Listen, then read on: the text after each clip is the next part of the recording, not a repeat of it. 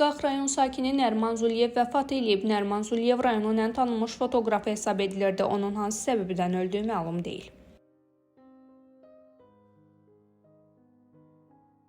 Şabran rayonunda vəzifəli şəxs vəfat edib. Şabran rayon statistika idarəsinin rəisi Yusif Musayev dünyasını dəyişib. 60 yaşlı məmur ürək tutmadan vəfat edib. Qeyd eləyək ki, Yusif Musayev dünən yubiley yaşını qeyd eləyib.